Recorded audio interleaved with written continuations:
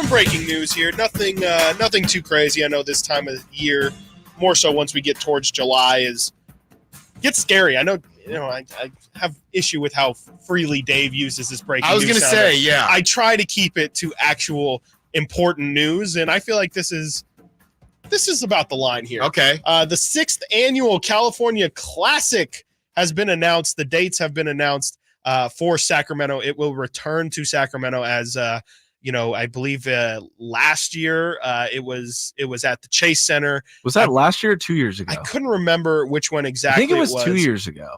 But they will be partnering with the Sacramento Kings, the Golden State Warriors, that is, to do an expanded dual California Classic in both Sacramento and San Francisco. This is from the press release that just came out.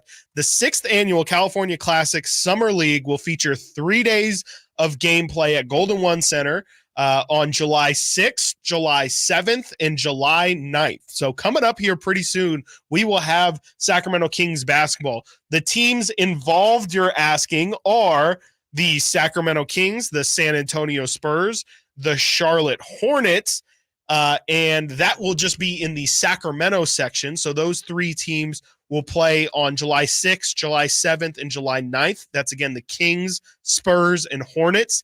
And then at Chase Center, on July 6th, 7th, and 10th, the Warriors, Kings, Lakers, and Miami Heat will be playing at Chase Center. The Summer League will include a total of 12 games featuring rookies selected in the 2024 draft, some sophomores, and some athletes competing to make the NBA and G League season rosters. So good to have the California Classic back in Sac. July 6th, 7th, and 9th in Sacramento. They will also have a game on the 10th at Chase Center.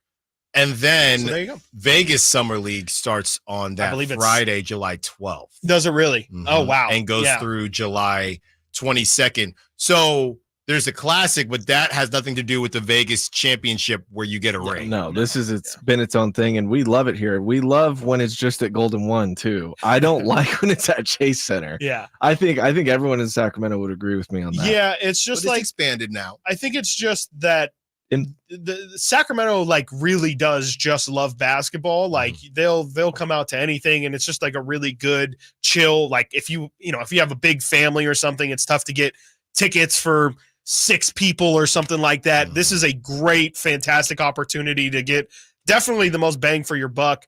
And, it just doesn't feel like in San Francisco, that kind of chill event really is sought after as much as it is here. Speaking of double headers too, earlier you guys were talking about, you get multiple games in one day. Yeah. It's a lot of fun. It's honestly great. It's something I'm so happy that they do it here. It's relatively new.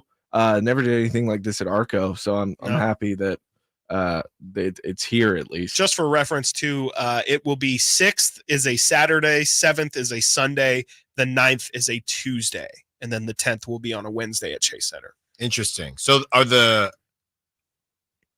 Gotcha. Are they switching back and forth between Chase? Yeah, that's the thing I haven't really figured out, because the Kings are the only team listed that will play at both venues, it seems. The Charlotte Hornets and the Spurs are only listed for the Golden One Center portion of this. So I'm not sure how they're going to do, how they're going to separate the days or anything like that. But I would imagine there'll probably be at least 2 Kings games. This is just a total assumption. I would imagine at least 2 of those days the Kings will be playing at Golden One Center, and then maybe on one of them they play at Chase. Yeah, and to your point, I do think the environment will be better at Golden One than Chase. Yeah. I mean, Chase,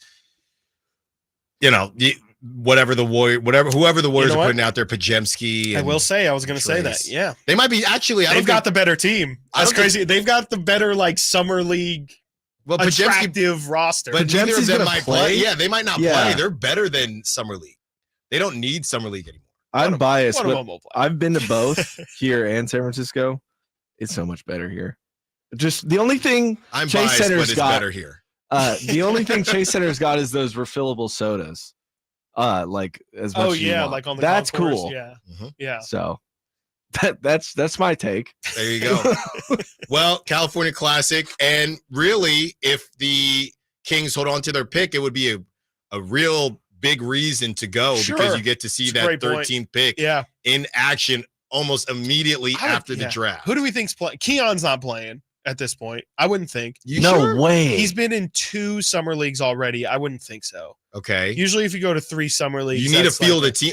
You need to field a team, though. You're going to sign some guys. Yeah, absolutely. You sign some guys. You got Slauson, Colby. I wonder if Jordan Ford will be back. He's a straight up free agent this offseason as well. I'm not sure if he now. Yeah, I'm not sure if he'll re-up with the G League. So I mean, Jordan Ford's definitely I would guess maybe a good summer league shout at the very least. The 13th pick. I wouldn't be shocked. 13th pick. That's only 5. If Jordan Ford followed Jordy, if possible, going to Brooklyn. Sure. Yeah. That's only 5. I don't think Kessler Edwards will play. He played last summer and he was not very good during the summer.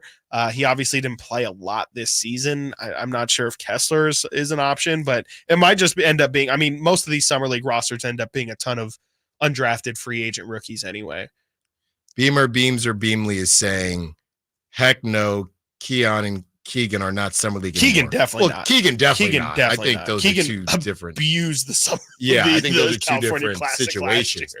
I wouldn't put Keon out of it though. If there's specifically things they want him to work on, maybe he might get like Keegan got 2 games I think last year, and then he didn't play in Vegas. Mm-hmm. Like maybe just as a hey, like let's try and get people, like the Warriors have Pajemski to try and bring their fan base. Right. Maybe there's a hey, well, if 13th pick you would think should be enough to bring the fan base in, but who knows? I mean, and the Warriors are at 14. Yeah, that's true. Yeah.